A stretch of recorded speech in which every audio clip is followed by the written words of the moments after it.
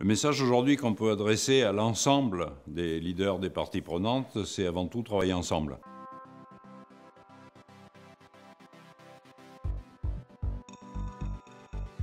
Je ne crois pas qu'une des parties prenantes, les citoyens, les entreprises, les pouvoirs publics, le monde universitaire, ait, de son point de vue, la solution. Le seul moyen de faire face aux défis qui nous attendent, c'est évidemment de travailler ensemble, les ONG, les grandes entreprises, les pouvoirs publics, travailler évidemment avec le monde universitaire et scientifique, compte tenu des enjeux qui sont importants, compte tenu de ce que nous devons modifier dans nos pratiques, il faut évidemment se rassembler, travailler plus et mieux ensemble.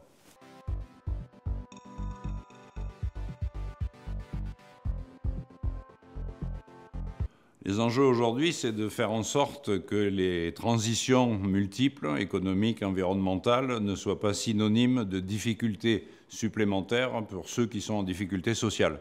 C'est-à-dire systématiquement avoir, et c'est le sujet du groupe SOS, avoir à l'esprit que les plus en difficulté ne doivent pas être les grands perdants de la transition écologique ou de la transition économique. Donc évidemment, permettre à tous et à toutes d'accéder à un emploi, ça fait partie des enjeux du groupe SOS, y compris en allant chercher ceux et celles qui sont le plus éloignés.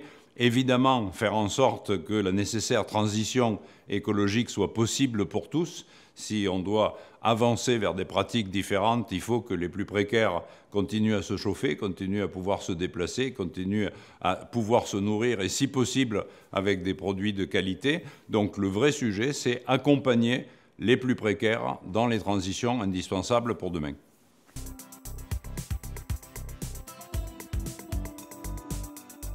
Aujourd'hui, les plus déracinés, ils sont soit déracinés de l'intérieur. Nous hébergeons en temps à peu près tout le temps 4 ou 5 000 personnes qui sont sans domicile fixe, qui sont des Français qui ont décroché.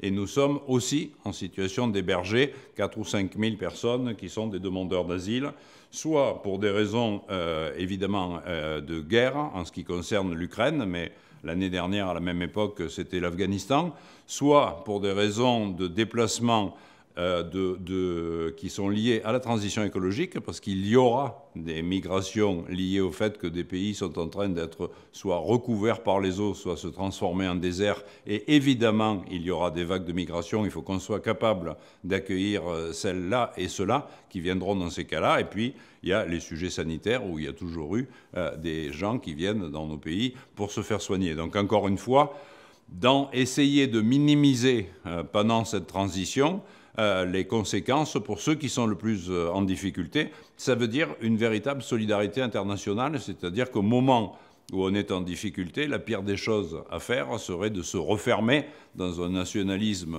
étroit, mais au contraire, nous devons nous ouvrir et faire en sorte que la solidarité, elle aille bien au-delà de nos frontières. On compte là-dessus sur les entreprises, sur les pouvoirs publics et évidemment sur les organisations non gouvernementales dont nous sommes.